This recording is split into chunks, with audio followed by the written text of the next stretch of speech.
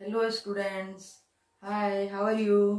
मैं आपकी सरोज मैम, आपकी बायो टीचर आ गई हूँ लाइफ प्रोसेसेस के एक न्यू वीडियो के साथ, जो हमारे लाइफ प्रोसेसेस का पार्ट 2 है। और इसमें आज हम लोग क्या पढ़ेंगे? रिस्पिरेशन। कल हम लोगों ने लाइफ प्रोसेसेस के 4 पार्ट्स थे: nutrition, respiration, transportation and excretion. तो न्यूट्रिशन कल हम लोगों ने अपने पार्ट 1 वीडियो में कंप्लीट कर लिया था। आई होप आप लोगों ने वीडियो देख लिया होगा और आप लोगों को सारे कॉन्सेप्ट क्लियर हो गए होंगे। ठीक है, आज हम लोग लाइफ प्रोसेसेस के पार्ट 2 पढ़ेंगे। रिस्पिरेशन। रिस्पिरेशन हम लोग किस में पढ़ेंगे? ह्यूमन बींग्स में भी, और दैट मीन्स एनिमल्स में भी और प्लांट्स में भी। न्यूट्रिशन भी हम लोगों ने कल पढ़ा था, प्लांट्स में भी और एनिमल्स में भी। ठीक है, तो बोथ पैरेलली हम लोग पढ़ते हुए चलेंगे। तो आज हम लोग रिस्पिरेशन पढ़ेंगे, और रिस्पिरेशन पहले हम लोग एनिमल्स में, ह्यूमन बींग्स में पढ़ते हैं। ठीक है, उसके बाद हम लोग प्लांट्स में पढ़ेंगे। तो जैसे ही रिस्पिरेशन की बात आती है, जैसे न्यूट्रिशन की जैसा ही वर्ड आया न्यूट्रिशन, तो हम लोगों ने उससे क्या समझा कि ऐसे न्यूट्रिएंट्स जो हमारे बॉडी को नरिश कर सकें, तो उसे हम न्यूट्रिशन कहते हैं। ठीक है, जैसे हम अपने बॉडी को अच्छा भोजन देते हैं, तो हमारी बॉडी उससे क्या करती है? एनर्जी गेन करती है और उससे वर्क करती है। तो मतलब अच्छी जो पोषण हम लोगों ने पढ़ा, देन अगर हम लोगों ने खाना खा लिया है, ठीक है, और उससे हमारे बॉडी को न्यूट्रिशन मिल रहा है, तो देन उसके बाद कुछ और भी तो जरूरी होगा ना हमारे बेसिक लाइफ प्रोसेस के लिए। क्या जरूरी है?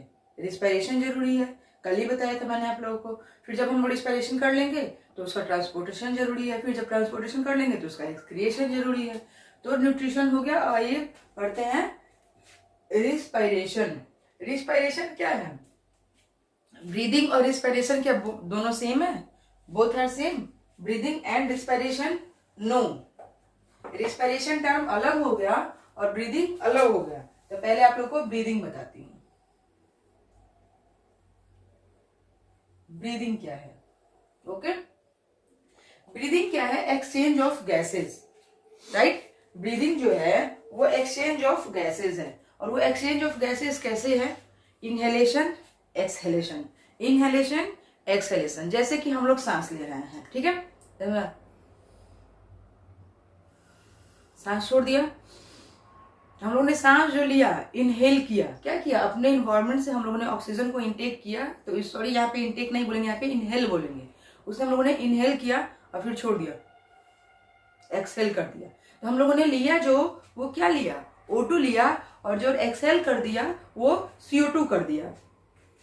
देखिए, हम लोगों ने यहाँ पे इनहेलेशन में क्या लिया? O2, राइट, और एक्सहेल क्या कर दिया? ये एरो डिनोट कर रहा है कि बाहर से ऑक्सीजन हम लोगों ने अंदर लिया, और ये एक्सहेल कि हमने अंदर से कार्बन डाइऑक्साइड को बाहर दिया, राइट। अब एक कार्बन डाइऑक्साइड का लेना, 1 मॉलिक्यूल ऑफ O2, और एक कार्बन डाइऑक्साइड का छोड़ना, ये दोनों को मिलाकर बनती है हमारी एक ब्रेथ, राइट। जैसे देखिए, ये हमारी एक ब्रेथ हुई। जैसे हम लोगों ने सांस सिर्फ ले लिया, छोड़ा नहीं, तो ये हमारी एक ब्रेथ कंप्लीट नहीं हुई। जब हम लोग लेंगे, माने एक सांस लेके एक सांस छोड़ना, वो कंप्लीट करती है हमारी एक ब्रेथ को, राइट। तो ब्रेथिंग में हम लोग लेते क्या है? इनहेल, इन, अंदर, एक्स मतलब जाओ, बाहर। तो इनहेल हम लोग ने क्या किया? O2, और एक्सहेल क्या किया? CO2। तो एक ऑक्सीजन खाना और एक कार्बन डाइऑक्साइड का अपने बॉडी से, अपने रिस्पिरेटरी सिस्टम से बाहर निकालना एक ब्रेथ होती है, ठीक है। इसे एक श्वास कहते हैं। एवरेज ब्रेथिंग क्या रेट क्या होती है? 12 to 20 ब्रेथ पर मिनट। यानी हम एडल्ट लोगों की बात की जाए, बच्चों की नहीं, बच्चों की तो ब्रीथिंग रेट और ज्यादा होती है, बच्चे और जल्दी जल्दी सांस लेते हैं। लेकिन अगर एडल्ट की बात की जाए, तो वहां क्या होता है कि एक मिनट में एक एडल्ट 12 से 20 ब्रेथ लेता है। जैसे तो ये हम लोग फास्ट ले रहे हैं, लेकिन नॉर्मली ब्रेथिंग रेट क्या होती है? एवरेज 12 से 20 हमारी ब्रेथिंग रेट होती है एक एडल्ट की, ठीक है। अब हम लोग समझते हैं कि इनहेलेशन होता कैसे है, ठीक है। इनहेलेशन हम लोग कैसे करते हैं? जैसे ये हो गया हमारा लंग्स, राइट। फिगर नहीं बनाएंगे, ऐसे हम लोग लिख के समझते हैं। देन ये हो गया हमारा ब्लड। अब देखिए क्या हुआ कि हमारे एटमॉस्फेयर से, हमारे आउटर एनवायरनमेंट से एक ऑक्सीजन आई, एक ऑक्सीजन आया और ये कहाँ आया, हमारे लंग्स में। फिर लंग्स ने इसको क्या किया, उस ऑक्सीजन को भेज दिया। ये मेरे पास इतनी जगह नहीं है मैं कि तुम सबको स्टोर करके रखूं। उसने क्या किया कि ब्लड को भेज दिया। ठीक है, अब देखिए ब्लड इसको लेके आया सेल में। ये हमारी सेल, ब्लड इसको कहां लेके आया, सेल में। और सेल में पहले से क्या प्रेजेंट था, ग्लूकोज प्रेजेंट थी। ठीक है, और ये जो ऑक्सीजन लेके आया ये ब्लड, इसने ला के यहाँ पे इसको सेल में छोड़ दिया। क्या छोड़ दिया, O2। ब्लड इन्वायरमेंट से ऑक्सीजन लंग्स में है, लंग्स ने ब्लड को दे दिया और ये लंग्स ने ये O2 ब्लड को दे दिया। ब्लड वो O2 लेके सेल में चला गया। सेल में हमारे पहले से थे प्रेजेंट थे ग्लूकोज, राइट। अब ग्लूकोज ने क्या किया कि इस O2 का यूज करके एनर्जी क्रिएट की, और वो एनर्जी कैसे क्रिएट की, in the form of ATP. ठीक है, ये हम लोग रिस्पिरेशन में एटीपी कैसे क्रिएट हुआ पढ़ेंगे। अब ये क्या हुआ कि ये O2 इसने दे दिया, O2 ने रिएक्शन किया ग्लूकोज के साथ, राइट। और फिर ग्लूकोज ने क्या किया कि इसे फिर सप्लाई कर दिया ब्लड को। ठीक है, और फिर ब्लड ने दे दिया इसे लंग्स को, और लंग्स ने क्या किया, इसे लाके आउटर एनवायरनमेंट में छोड़ दिया। किसे लाकर छोड़ दिया, ब्लड ने किसे लाकर छोड़ दिया, O2 तो हम लोगों ने इनहेल किया जो हमारे लंग्स में आया, फिर O2 ने उसको ट्रांसपोर्ट कर दिया, उसको भेज दिया ब्लड के पास कि जाओ तुम ब्लड के पास। ब्लड ने क्या किया, ब्लड लेके उसको गया हमारे सेल के पास। सेल कहाँ है, हमारे बॉडी में है, और वहां पे ग्लूकोज था। ग्लूकोज ये आया कहाँ से, ये ग्लूकोज कहाँ से आया, अभी तो इसके पहले हम लोगों ने पढ़ा कि जब हम लोग फूड लेते हैं, फोटो ये प्रोसेस होती है पौधों में फोटोसिंथेसिस की, फिर हम लोग में प्रोसेस होती है, तो वो क्या होता है, वो ग्लूकोज हमारे बॉडी में भोजन के खाने से स्टोर हुआ था। फिर इस ग्लूकोज के साथ इस O2 ने रिएक्शन किया, ठीक है, और एटीपी मॉलिक्यूल एनर्जी प्रोड्यूस हुई। फिर क्या हुआ कि ग्लूकोज ने कहा, ये सेल ने कहा, ये सेल है हमारी, सेल ने कहा कि तुम O2 तो हम लोगों ने ले लिया, लेकिन जो हमारे पास CO2 बचा है उसका क्या करें। तो ग्लूकोज ने क्या किया, सेल ने क्या किया कि भाई इस CO2 को तुम लेते जाओ, हमें ये CO2 नहीं चाहिए, ये तो ऐसे ही वेस्ट मटेरियल पड़ा है हमारे पास। फिर ब्लड ने क्या किया कि मुझे भी CO2 की क्या जरूरत है, मुझे नहीं चाहिए, लंग्स तुम इसको ले लो। इसने उस CO2 को लंग्स को दे दिया। फिर लंग्स बोलता है कि वेस्ट मटेरियल मैं क्यों रखूं, मैं क्या डस्टबिन हूं। तो इसने क्या किया कि भाई CO2 तू अपने इन्वायरमेंट में बाहर चली जा, राइट। और ये हो गई हमारी एक्सेलेशन।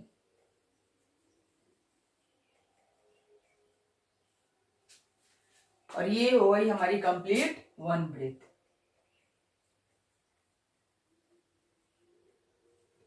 गेटिंग, समझ में आया कैसे ये प्रक्रिया हुई, कैसी प्रोसेस हुई। O2 लंग्स में आया, लंग्स ने ब्लड को ट्रांसफर किया, ब्लड उसको लेके सेल में चला गया उस ऑक्सीजन के मॉलिक्यूल को, और वहां पे हमारे ग्लूकोज प्रेजेंट थे, और उसने क्या किया, ग्लूकोज के साथ ऑक्सीजन ने बाइंडिंग की और एनर्जी प्रोड्यूस की in the form of ATP. ATP क्या है, एडिनोसिन ट्राइफॉस्फेट। और वहां से क्या किया कि जो वेस्ट वहां पे CO2 पड़ा हुआ था, तो एनर्जी प्रोड्यूस करने के दौरान वहां पे CO2 वेस्ट बना, उस वेस्ट को सेल ने क्या किया कि ब्लड को दे दिया कि तू तो ट्रांसपोर्टेशन का काम करता है, तू इसको लेते जा, वेस्ट मटेरियल है। ब्लड ने क्या किया, लाके फिर लंग्स को दे दिया कि लो तूने मुझे O2 दिया था, मैंने तुझे CO2 दे दिया, तू इसको रख ले। लंग्स ने क्या किया कि मैं क्या वेस्ट मटेरियल रखने की जगह हूं मेरे पास, तुझे नहीं रहना। इसने क्या कि तू अपने इन्वायरमेंट में चली जा, और उसने उसे इन्वायरमेंट में एक्सहेल कर दिया। और इस तरह हमारी एक ब्रेथ कंप्लीट हुई। तो हमारे बॉडी में 1 मिनट में 12 से 20 ऐसे ही प्रोसेसेस चलते हैं और ब्रीदिंग होते रहती है। देन हम लोग का टॉपिक है रिस्पायरेशन। तो हम लोग रिस्पायरेशन समझते हैं। और देखिए रिस्पायरेशन क्या हो, यहां से टर्म उठाते हैं। देखिए ये ग्लूकोज है, ग्लूकोज ग्लूकोज के साथ आगे मिला ऑक्सीजन, राइट। ऑक्सीजन के साथ carbon dioxide, okay, plus water plus energy, किसके फॉर्म में? एटीपी के फॉर्म में। एनर्जी जब भी यहाँ पे प्रोड्यूस होगी एटीपी के फॉर्म में होगी। अब देखिए, ग्लूकोज था हमारे सेल में, राइट। ऑक्सीजन गया उसके पास और जाके उससे मिल गया कि मैं आओ भाई गले मिल लेते हैं और मैं तुम्हारे साथ ही रहूंगा। फिर क्या हुआ कि ग्लूकोज और ऑक्सीजन के मिलने से वहां पे क्या बना? कार्बन डाइऑक्साइड बना। इन सेल कार्बन डाइऑक्साइड बना और कार्बन डाइऑक्साइड के साथ वाटर मॉलिक्यूल्स भी थे, क्योंकि ग्लूकोज का फॉर्मूला क्या है? C6H12O6। हमने कल पढ़ा था फोटोसिंथेसिस में। तो यहाँ पे C6 लिखते नहीं है, आप लोग को याद है C6H12O6।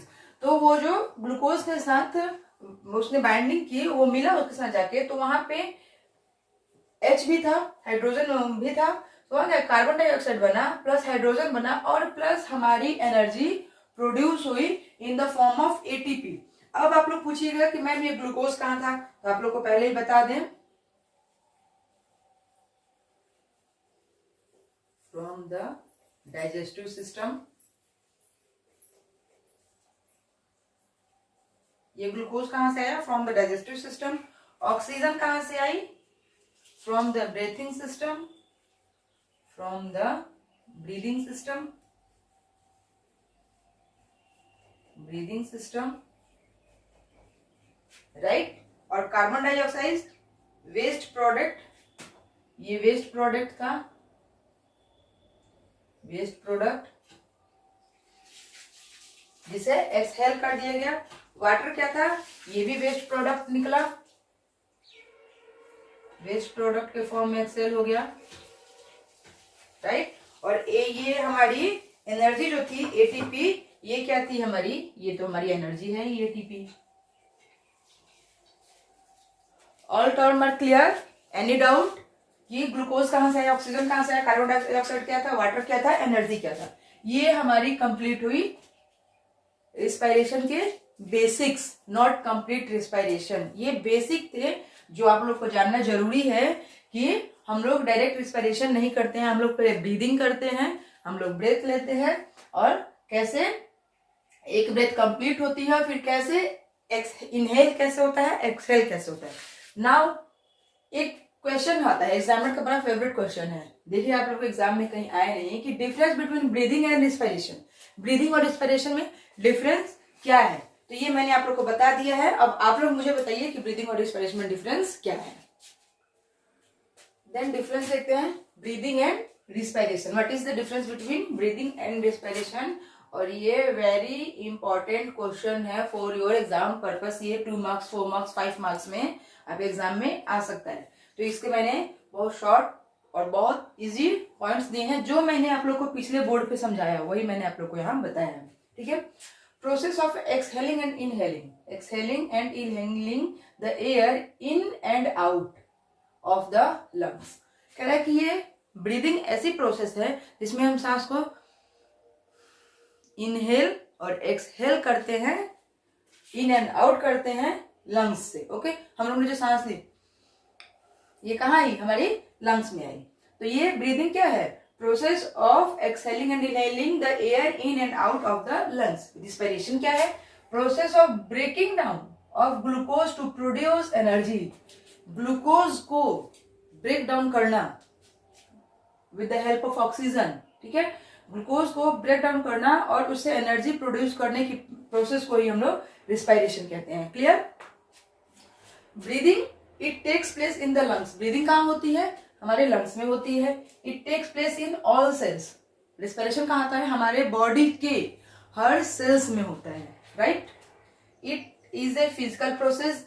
ब्रीदिंग क्या है? फिजिकल प्रोसेस है, सांस लिए छोड़ दिए।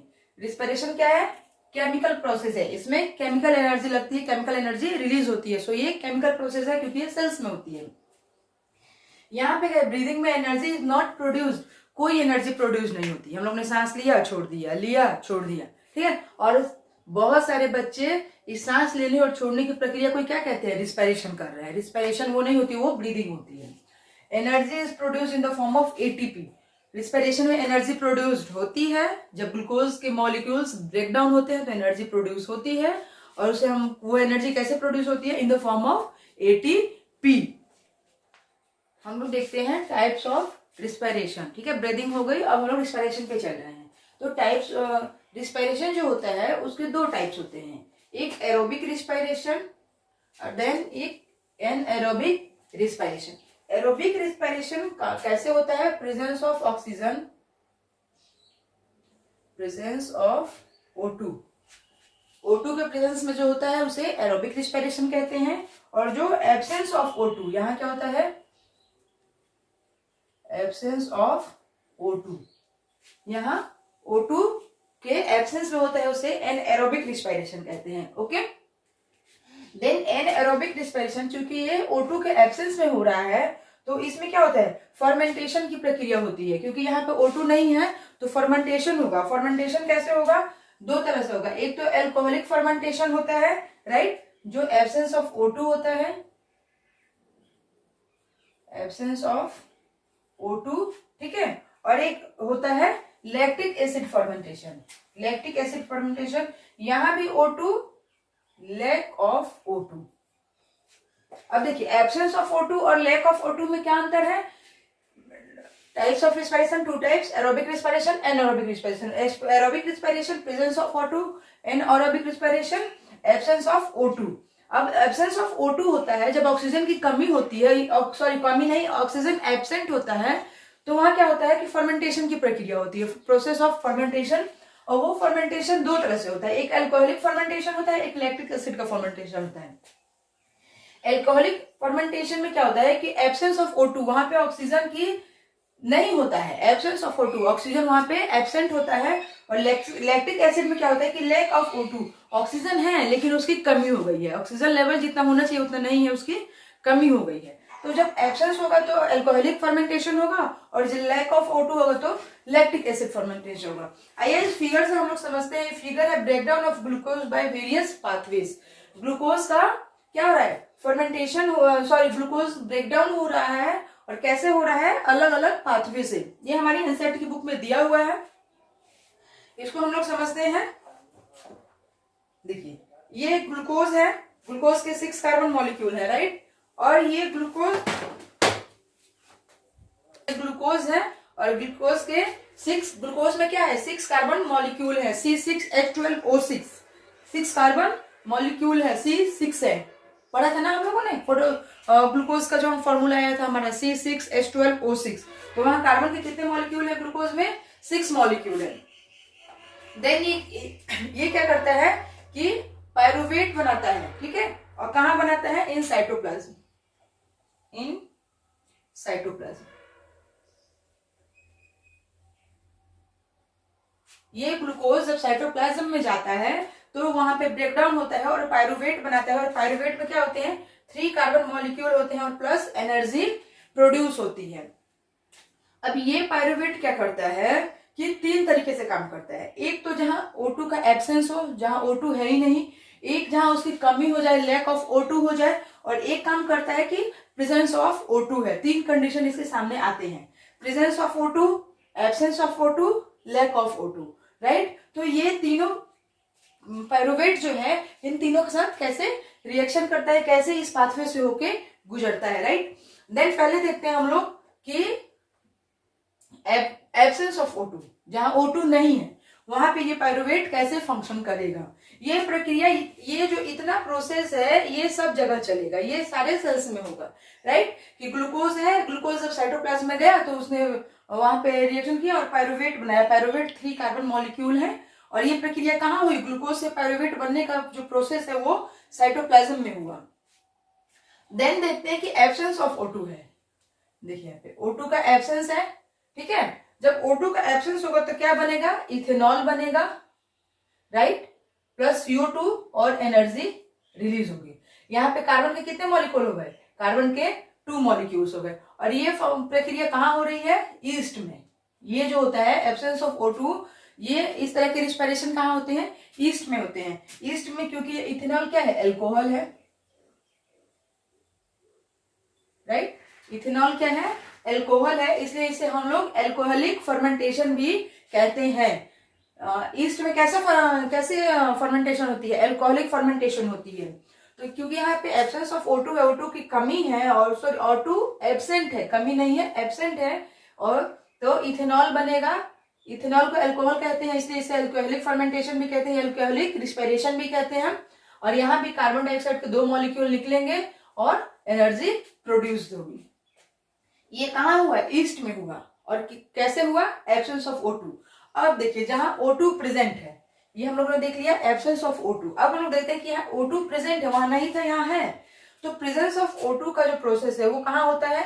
माइटोकॉन्ड्रिया में। तो माइटोकॉन्ड्रिया में power house of the cell होता है। तो ये यहाँ पे O2 है, O2 है तो क्या होगा?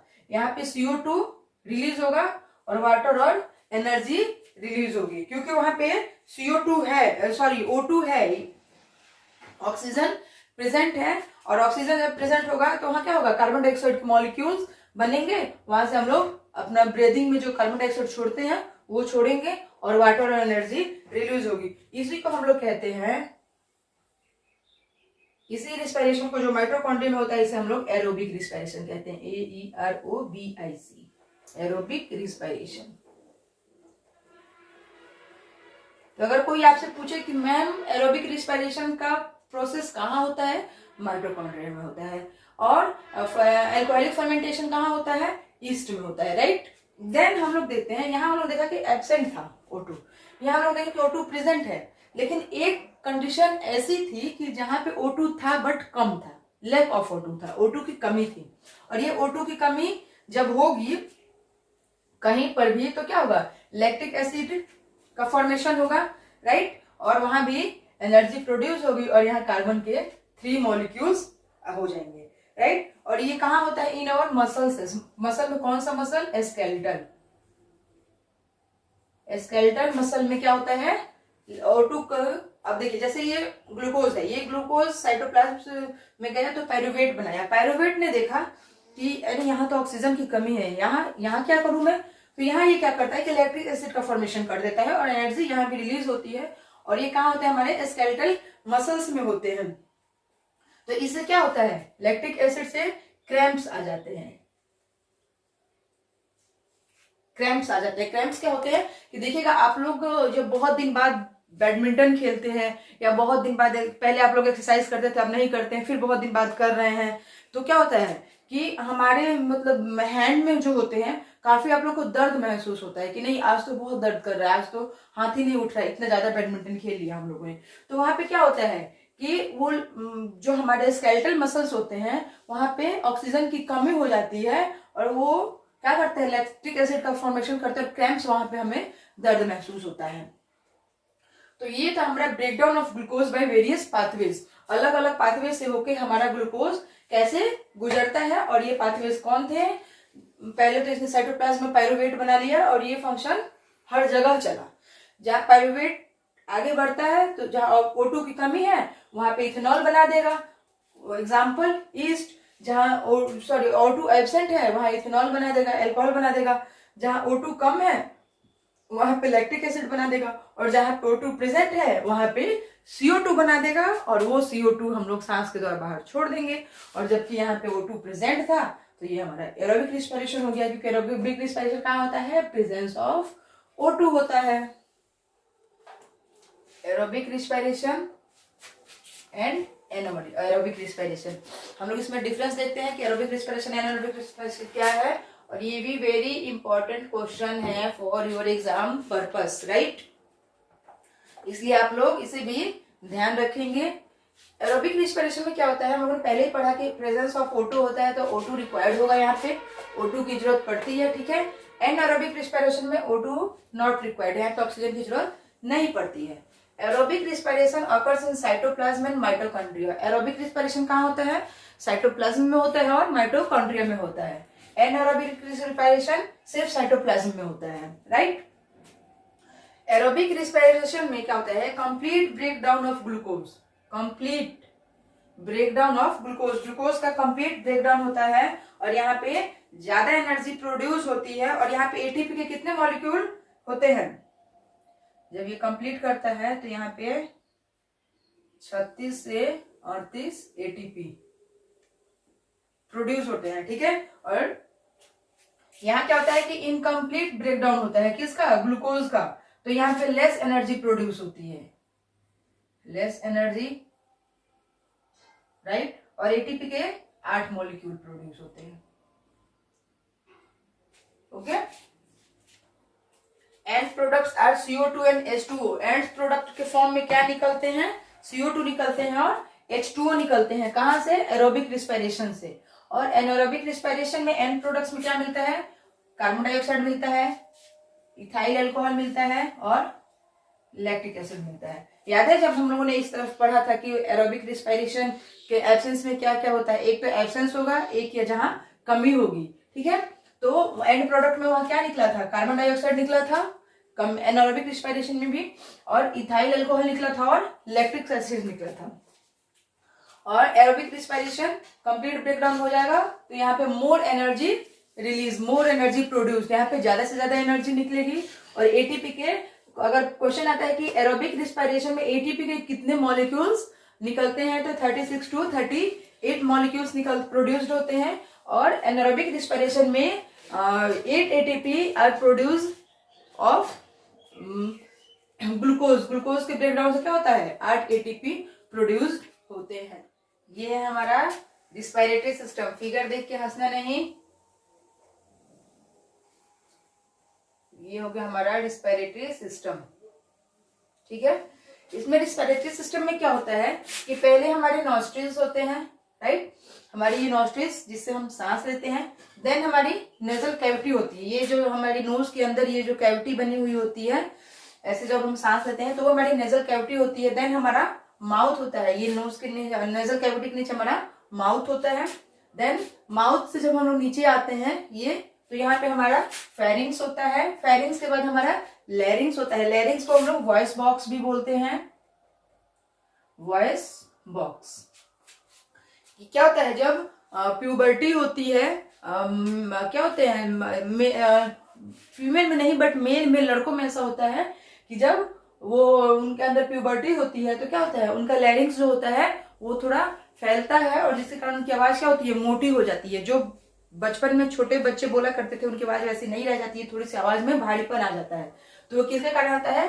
वो इसलिए इसको हम लोग वॉइस बॉक्स, इसमें चेंजिंग होती है जिससे हमारे वॉइस में चेंजिंग होती है, इसलिए इसे वॉइस बॉक्स भी कहा जाता है। और ऐसे हम लोग इसे लैरिंग्स कहते हैं। देन ये रिप्स बने होते हैं, रिप्स ऑफ कार्टिलेज।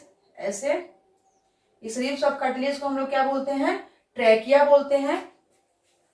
ये एक ट्रैकिया है और ये सारे क्या होते हैं? रिप्स ऑफ कार्टिलेज होते हैं। और रिप्स ऑफ कार्टिलेज क्या करता है? To prevent the collapse, to prevent the collapse क्या करता है? ये एक दूसरे में कोलैप्स होने से दूसरे को ये रोकता है क्योंकि कार्टिलेज का बना होता है। देन यहां से हमारे ये निकलते हैं, ठीक है, ये ब्रोंक्यूल्स होते हैं। देन ब्रोंक्यूल्स के अंदर, ब्रोंक्यूल्स के मतलब आगे और क्या होता है? ये हमारा ब्रोंकियोई हो गया, ब्रोंकियोई हो गया, ठीक है। और ब्रोंकियोई आगे जाके थिन, पतले पतले और भागों में बटे होते हैं जिसे ब्रोंक्यूल्स कहते हैं। और उन ब्रोंक्यूल्स के एंड पे क्या होता है? ऐसे गोल गोल स्ट्रक्चर पाए जाते हैं जिसे हम लोग एल्विलोई कहते हैं। और ये एक सेक में पैक होते हैं जिसे हम लोग एल्विलोलर सेक कहते हैं, क्योंकि एल्विलोई को वो पैक करके रखते हैं। फिर ये नीचे आ जाता है हमारा लंग्स के नीचे डायफ्रैगम, राइट। अब हम लोग अपनी एनसीईआरटी की बुक देखते हैं कि इसमें हम लोगों ने क्या देखा। ये है आपकी एनसीईआरटी की बुक क्लास 10th की। देखिए इसमें ये हमारा nasal passage, mouth cavity, pharynx, लैरिंग्स, trachea, rings of cartilage, right. फिर लंग्स है हमारा, रिब्स है, डायफ्रैगम है, ब्रोंकियोई, ब्रोंकियोस और एल्वियोलर सेक हम लोगों ने देख लिया, राइट। आपकी बुक से ऐसा कोई पॉइंट्स नहीं छूटा है जो हम लोगों से छूट गया हो। अब एक इसमें वेरी इंपॉर्टेंट आता है कि एल्विलोई, एल्विलोई क्या है, ठीक है। तो एल्विलोई जो होता है, एल्विलोई को हम लोग क्या कहते हैं, साइट ऑफ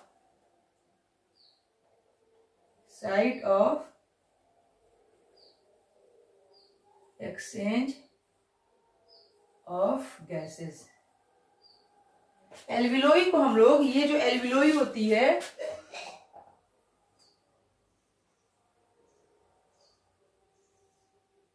राइट, अब इसमें ये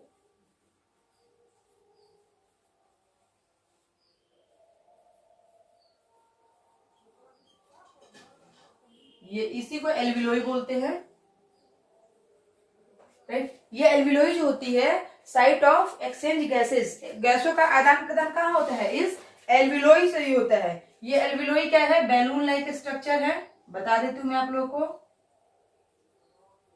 बैलून लाइक स्ट्रक्चर,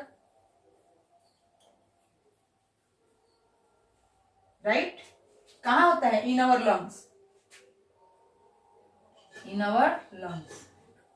एल्विलोई क्या है, बैलून जैसे स्ट्रक्चर होते हैं जो हमारे लंग्स में प्रेजेंट होते हैं। देन क्या होता है, एक्सपेंड व्हेन एयर इंटर्स, जब इसमें हवा आती है तो ये फैल जाता है, expand when air इंटर्स, right. Very thin wall,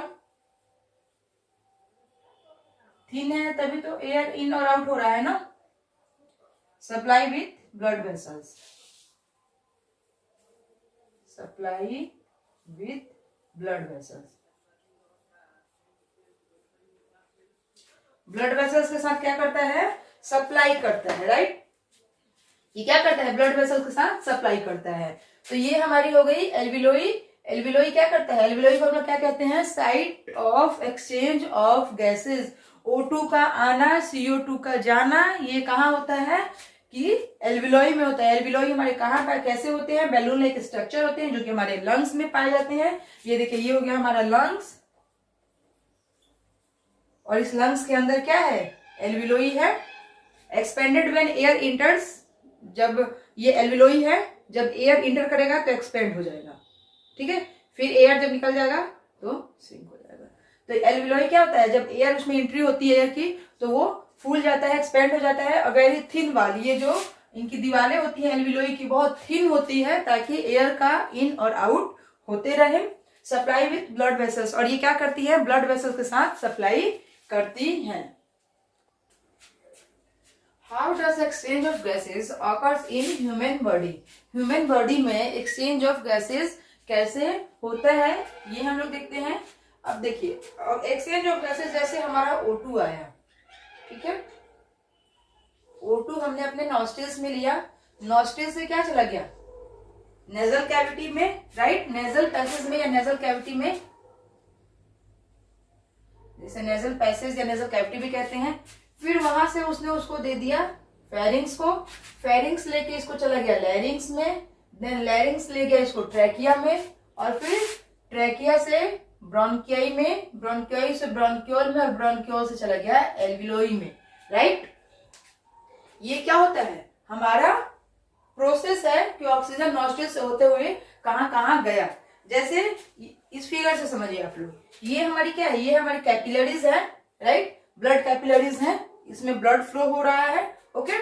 then ये हमारी एल्विलोर वॉल है, एल्विलोई की जो है ये वॉल है जो कि बहुत थिन है, वेरी थिन है, वेरी थिन। क्यों, क्योंकि O2 CO2 का एक्सचेंज हो सके, ठीक है। ये हमारे इन्वायरमेंट से आया O2, राइट। ये O2 हमारे इन्वायरमेंट से आया और यहाँ आके हमारे ब्लड कैपिलरीज में मिल गया, ठीक है, राइट। और फिर यहां से क्या हुआ कि यहां से CO2 हमारे ब्लड कैपिलरी से बाहर निकल गया, यहाँ एयर हुआ, राइट। तो हमारे ब्लड कैपिलरीज में क्या है, कार्बन डाइऑक्साइड भी है, ऑक्सीजन भी है, आरबीसीज भी है। और ये क्या करते हैं, जब ऑक्सीजन आ रहा है तो उसे अपने लंग्स में ले रहे हैं, फिर यहाँ रिएक्शन की प्रक्रिया हो रहा है, और देन क्या हो रहा है, ब्लड कैपिलरी से CO2 निकल रहा है तो उसे ले जाके बाहर छोड़ दे रहा है। तो ये काम, ये ट्रांसपोर्टेशन जो हो रहा है ये किसके थ्रू हो रहा है, एल्वियोलर वॉल के थ्रू हो रहा है। तो जब ऑक्सीजन आया हमारे ब्लड कैपिलरीज में मिल गया, तो देखिए यहाँ पे क्या हुआ, ऑक्सीजन आया, आते आते आते आते एल्वियोलाई तक पहुंच गया। देन एल्वियोलाई ने क्या किया कि अब यहाँ से CO2 निकलेगा ना, जब ऑक्सीजन आया है, हमने सांस ली है तो सांस छोड़ भी तो रहे हैं, तो ये CO2 एल्वियोलाई क्या करेगा, देन रिटर्न कर देगा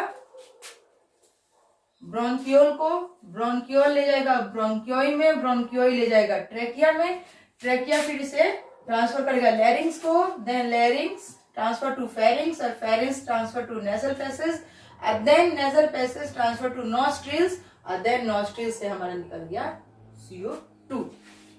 और ये कंप्लीट हुआ हमारा एक ब्रीथ। एक ब्रीथ मतलब हमारी एक सांस कंप्लीट हो गई। अच्छा, एक इसमें आता है, हम लोगों ने भी देखा कि हमारी ये जो क्या होती है ब्लड वेसल्स होती है, इस ब्लड वेसल्स में क्या पाए जाते हैं, हमारे ब्लड में RBC पाए जाते हैं, रेड ब्लड सेल्स, ठीक है। और ये RBC क्या करते हैं, ये ह्यूमन हीमोग्लोबिन है, ये RBC हमारे हीमोग्लोबिन है, राइट। RBC में क्या पाया है, हीमोग्लोबिन पाया जाता है। और हीमोग्लोबिन का रंग लाल क्यों होता है, सॉरी हमारे ब्लड का कलर, ये हमारे RBC हो गए, राइट। ये हमारा ब्लड हुआ RBC, और RBC रेड कलर का है, क्यों है, presence of haemoglobin, presence of haemoglobin. RBCs में हीमोग्लोबिन पाए जाते हैं, जिसके कारण हमारे ब्लड का कलर रेड होता है। और हीमोग्लोबिन में क्या पाया जाता है, आयरन कॉन्टेनिंग प्रोटीन, ऐसे प्रोटीन जिसमें आयरन की मात्रा होती है, आयरन कॉन्टेनिंग प्रोटीन। हमारे हीमोग्लोबिन में आयरन कॉन्टेनिंग प्रोटीन पाए जाते हैं, ठीक है। अब RBC इसमें हीमोग्लोबिन का फंक्शन क्या है कि ये binds and helps in transport of O2। Haemoglobin क्या करता है, ये बाइंड्स कर लेता है किसको, O2 को, ठीक है, binds and helps in transport, और इसको ट्रांसपोर्ट करने में भी हेल्प करता है। हीमोग्लोबिन ऑक्सीजन को बाइंड करता है और उसको ट्रांसपोर्ट करने में हेल्प करता है। अगर हम लोग, ये हो गया हमारा O2, अगर O2 से पूछा जाए कि तू किसके साथ बॉन्डिंग करेगा, कार्बन डाइऑक्साइड के साथ, ठीक है। कार्बन डाइऑक्साइड का फ्लो, अगर कार्बन डाइऑक्साइड का फ्लो होगा कि O2 का फ्लो होगा, तो ये कहेंगे नहीं O2 का फ्लो करेगा। अगर हीमोग्लोबिन क्या करता है, बाइंड्स और ट्रांसपोर्ट करता है ऑक्सीजन का, तो अगर हीमोग्लोबिन से कहा जाए कि तुम ऑक्सीजन का ट्रांसपोर्ट करोगे या कार्बन डाइऑक्साइड का, तो ये कहेगा कि नहीं जी मैं तो ऑक्सीजन का ही ट्रांसपोर्ट करूंगा। फिर अगर पूछा जाए कि ऑक्सीजन का ट्रांसपोर्ट करना है या कार्बन ऑक्साइड का, तो ये कहेगा कि ना जी कार्बन ऑक्साइड का, क्योंकि हीमोग्लोबिन की कार्बन ऑक्साइड के साथ ही बॉन्डिंग अच्छी होती है, तो ये इसी को प्रीफर करता है। और कार्बन डाइऑक्साइड जो होता है more soluble in blood than O2, ये ऑक्सीजन की तुलना में ब्लड में ज्यादा आसानी से घुल जाता है। और हीमोग्लोबिन को क्या कहा जाता है, ह्यूमन रिस्पिरेटरी पिगमेंट। हीमोग्लोबिन को हम लोग ह्यूमन रिस्पिरेटरी पिगमेंट भी कहते हैं,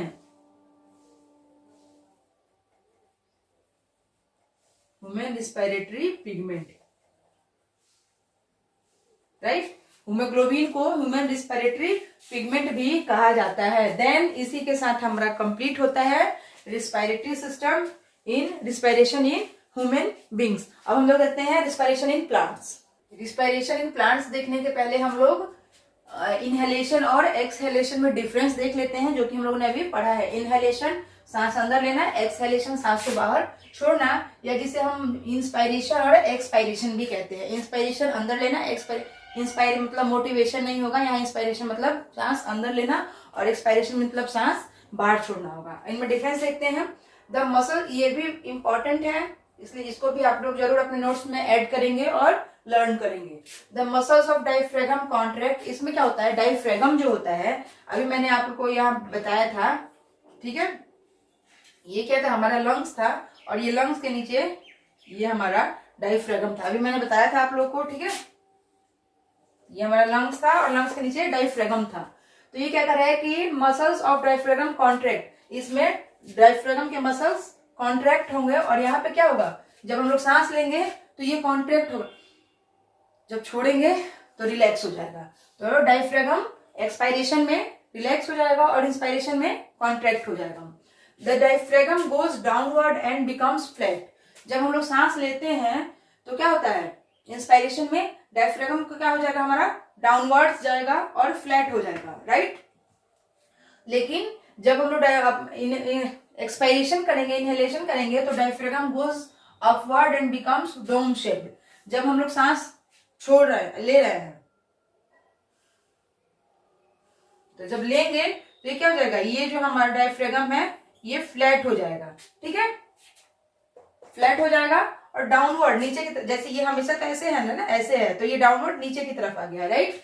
और एक्सेलेशन में क्या होगा कि अपवर्ड ऐसे होगा, ऐसे ऊपर की तरफ जाएगा और डोम शेप्ड, धनुषाकार आकृति ऐसे डोम शेप्ड बनाएगा, right. The ribs move upward and downward. इसमें रिब्स क्या होंगे, ये रिब्स कहाँ होते हैं, ये हमारे लंग्स में ही तो ये रिब्स होते हैं ना, ये ऐसे रिब्स ऑफ रिब्स, ठीक है। तो ये रिब्स क्या होंगे कि अपवर्ड जाएंगे, डाउनवर्ड जाएंगे, कहाँ, इनहेलेशन में, ठीक है। और एक्सहेलेशन में क्या होगा, the ribs move downwards and inwards. इसमें इनहेलेशन में क्या होगा कि रिब्स जो हमारे डाउनवर्ड जाएंगे और इनवर्ड जाएंगे, ऐसे अंदर की तरफ जाएंगे, okay. Air इंटर्स the lungs through the nose.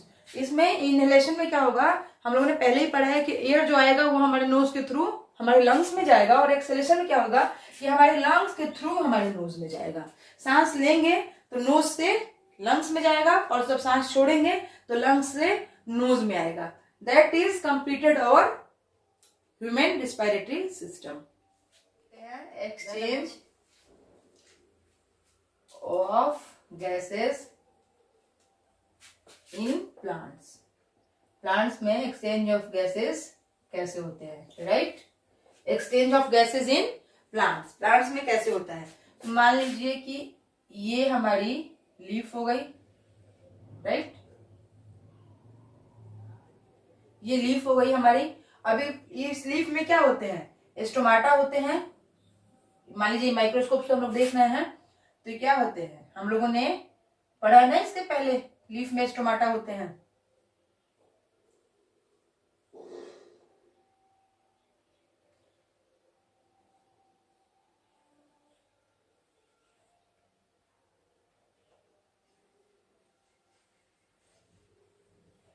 ये लीफ में हमारे स्टोमाटा होते हैं, ठीक है। ये स्टोमाटा क्या करते हैं कि इसी लीफ में ये हमारा O2 आता है और CO2 इस लीफ से जाता है। तो एक्सचेंज ऑफ गैसेस कहाँ होते हैं, हमारे लीफ में होते हैं, और लीफ के किस पार्ट में होते हैं, स्टोमाटा में होते हैं, ठीक है।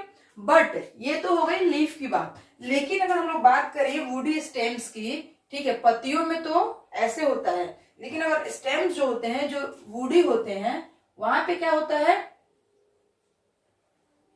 इसमें लेंटिसल्स पाए जाते हैं।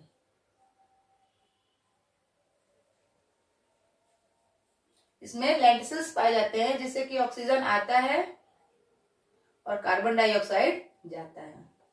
तो अगर वुडी स्टेम की बात की जाए तो लीफ में कैसे होता है, थ्रू स्टोमाटा, थ्रू लीफ कह सकते हैं, लेकिन लीफ में भी स्टोमाटा। और वुडी स्टेम में, वुडी स्टेम, इसमें कैसे होता है, लेंटिसल्स। लेंटिसल्स कहिए, लेंटिसल्स कहिए, स्पेलिंग सही होनी चाहिए, ठीक है। अब हम लोग देखते हैं कि मेजर प्रोसेस क्या होता है, एक्सचेंज ऑफ गैसेस जब हम लोग करते हैं तो दिन में और रात में क्या अंतर होता है। अगर हम डे टाइम की बात करें, राइट, और यहाँ पे हम लोग नाइट टाइम की बात करते हैं, यहाँ हम लोगों ने नाइट टाइम की बात की। तो डे टाइम में फोटोसिंथेसिस होता है पहला, तो इसमें फोटोसिंथेसिस, डे टाइम में पहला तो फोटोसिंथेसिस होता है, ठीक है। फिर रेस्पिरेशन भी होता है। ऐसा तो नहीं कि प्लांट्स रात में रिस्पिरेशन करेंगे, दिन में नहीं करेंगे, दिन में रिस्पिरेशन करेंगे, रात में नहीं करेंगे। हम लोग दिन में सांस लेते हैं, रात में नहीं लेते हैं, ऐसा नहीं होता है। रिस्पिरेशन की प्रक्रिया whole 24 hour of a day चलती है। तो दिन में रिस्पिरेशन भी करेंगे, राइट, बट रात में क्या करेंगे, सिर्फ रिस्पिरेशन करेंगे। रात में जो क्या करते हैं प्लांट्स, सिर्फ रिस्पिरेशन करते हैं, क्योंकि फोटोसिंथेसिस की प्रक्रिया तो इनमें होती नहीं ना है। जब सनलाइट हमें मिलेगा ही नहीं तो फोटोसिंथेसिस होगा कैसे? और वो सनलाइट हमें कब मिलता है? डे टाइम में मिलता है। तो जब सनलाइट हमें डे टाइम में मिलता है तो फोटोसिंथेसिस भी तो डे टाइम में ही होगा ना। तो डे टाइम में प्लांट्स क्या करते हैं, फोटोसिंथेसिस और रिस्पिरेशन दोनों प्रोसेस करते हैं, बट नाइट टाइम में ओनली रिस्पिरेशन करते हैं। और वो दिन में कहा था ना कि पेड़ों के नीचे नहीं सोना चाहिए। दिन में पेड़ क्या करते हैं, ऑक्सीजन लेते हैं, कार्बन डाइऑक्साइड छोड़ते हैं, लेकिन रात में क्या करते हैं, कार्बन डाइऑक्साइड ये ऑक्सीजन लेते हैं और कार्बन, दिन में पौधे क्या करते हैं, दिन में पौधे कार्बन डाइऑक्साइड लेते हैं, हम लोग छोड़ते हैं तो वो लेते हैं, और ऑक्सीजन छोड़ते हैं। हम लोग क्या करते हैं, ऑक्सीजन लेते हैं, कार्बन डाइऑक्साइड छोड़ते हैं। वो प्लांट्स क्या करते हैं कि कार्बन डाइऑक्साइड लेते हैं, ऑक्सीजन छोड़ते हैं। लेकिन नाइट में कहा जाता है कि नाइट में प्लांट्स क्या करते हैं, हम लोग ऑक्सीजन ले रहे हैं तो प्लांट्स भी नाइट में क्या करते हैं, वो भी ऑक्सीजन लेने लगते हैं, ठीक है, और कार्बन डाइऑक्साइड छोड़ने लगते हैं। तो जहां पे उन प्लांट्स होते हैं वहां पे क्या होता है, ऑक्सीजन की कमी हो जाती है, इसलिए रात में पेड़ के नीचे नहीं सोना चाहिए। अब ये क्या करते हैं कि एक्सचेंज ऑफ गैसेस कैसे हो रहा है, एक्सचेंज ऑफ गैसेस कैसे हुआ प्लांट्स में, थ्रू, कुछ आप लोग भी बोल लिया कीजिए, सब मैम ही बोलेंगी, stomata and lenticels. Exchange of gases कैसे हो रहा है प्लांट्स में, स्टोमाटा के थ्रू हो रहा है, ठीक है, स्टोमाटा, और वुडी स्टेम में लेंटिसिल्स होते हैं जो क्या करते हैं, एक्सचेंज ऑफ गैसेस करते हैं, ठीक है। यहाँ क्या होता है, CO2 और O2 का डिफ्यूजन होता है, CO2 and O2 are exchanged by diffusion, ठीक है। CO2 और O2 का एक्सचेंज कैसे होता है, स्टोमाटा में और लेंटिसिल्स में डिफ्यूजन के थ्रू होता है, ओके। तो हम लोग ने देख लिया कि एक्सचेंज ऑफ गैसेस प्लांट्स में कैसे होते हैं, वुडी स्टेम में लेंटिसिल्स के थ्रू होते हैं, और लीफ में, ग्रीन प्लांट्स में लीफ के थ्रू रिस्पिरेशन होता है, या एक्सचेंज ऑफ गैसेस होता है, और लीफ के किस पार्ट में होता है, स्टोमाटा में होता है, राइट। फिर डे टाइम में प्लांट्स फोटोसिंथेसिस और रिस्पिरेशन दोनों करते हैं, नाइट टाइम में ओनली रिस्पिरेशन करते हैं। और ये जो एक्सचेंज ऑफ गैसेस होता है ये स्टोमाटा और लेंटिसिल्स के थ्रू होता है, और ये CO2 और O2 का एक्सचेंज कैसे होता है, बाय डिफ्यूजन होता है, ठीक है। तो हमारे सिलेबस में प्लांट्स में से ज्यादा कुछ नहीं पढ़ना है, हमें रिस्पिरेशन पढ़ना है ह्यूमन बींग्स का ही, जो कि हम लोग पढ़ चुके हैं, ठीक है। तो आज का वीडियो हमारा यहीं पे कंप्लीट होता है, और इसके साथ हमारा कंप्लीट होता है respiration in humans and plants. मिलते हैं हम अपने कल के वीडियो में लाइफ प्रोसेस के पार्ट 3 में with the topic of transportation, कि प्लांट्स में ट्रांसपोर्टेशन कैसे होता है और ह्यूमन बींग में ट्रांसपोर्टेशन कैसे होता है। तब तक आप इस वीडियो को लाइक एंड शेयर करते रहिए, कमेंट करते रहिए। Okay, thank you.